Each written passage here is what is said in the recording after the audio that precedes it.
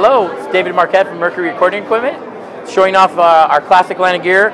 We have the Mercury EQH1, Mercury EQP1, which are based on Pultec type equalizers. We also have the Mercury 66, which is based on a Fairchild 660. It's an all-tube, all-transformer design. Even has tube regulation. The magic knob on this box is the DC adjust, which used to look like this on the back, which was called the DC threshold. And now we brought that out to the front of the unit so you can actually change how much DC is going to the regulation tube. We also have the Mercury M72S and the Mercury M76M. These units right here are dual mono. We also have mono versions. These are based upon the Telefunken Siemens V76S, which was in the Beatles console they used for their early recordings, the Red 37, and then also the Mercury M76M, which is based on the Telefunken Siemens V76M. We also have the Mercury Grand Prix Q15S, which is a 3-band EQ and also the microphone amplifier and high-low filters that is based on the Calrec PQ15S from the late 60s, early 70s, which was a BBC spec British design.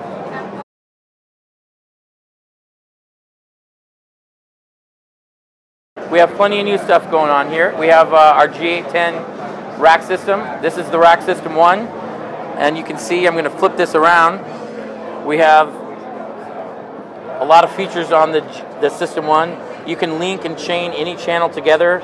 You have the options of XLR or D-sub connectors on the first 8 channels.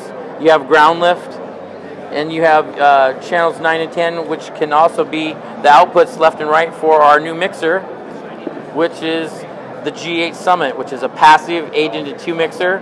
So you're going to come out of the outputs of 9 and 10 on the back and go to a Mercury M72S, a Mercury M76M, or any mic pre at 34 dB a gain and have your unity.